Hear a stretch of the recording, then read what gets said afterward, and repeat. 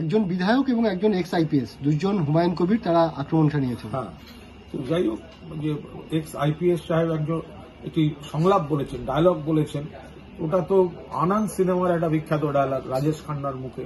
কিন্তু সব সিনেমার ডায়লগ আবার সব ক্ষেত্রে প্রযোজ্য হয় না, একটু দেখে নেওয়া ভালো। আবার দুই হুমায়ুন কবির সাহেব, তাদেরকে আমি ব্যক্তিগতভাবে চিনি, যোগাযোগ টুকটাক থাকে। আমি তাদের বলবো যে ফিরহাদ হাকিম ঠিক কি বলেছেন পুরোটা একবার দেখে নিন।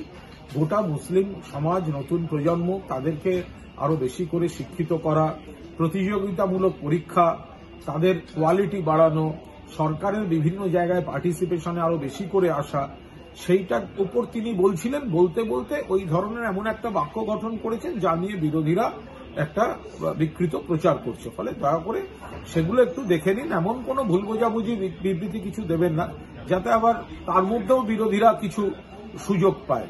আমি নিশ্চিতভাবে বলছি যে ববি হাকিম সেকুলার, এবং তিনি মূলত যেটা বলেছেন সেটা মুসলিম ছেলেমেয়েদের আরো বেশি শিক্ষা এবং বিশেষভাবে এই প্রতিযোগিতামূলক পরীক্ষা, সরকারি চাকরির পরীক্ষাগুলো দিয়ে সিস্টেমের মধ্যে আরো বেশি করে আসা, সেটার উপরই কিন্তু উনি গুরুত্ব দিচ্ছিলেন। সেই সময় একটা বাক্য গঠন নিয়ে একটা বিতর্ক হচ্ছে।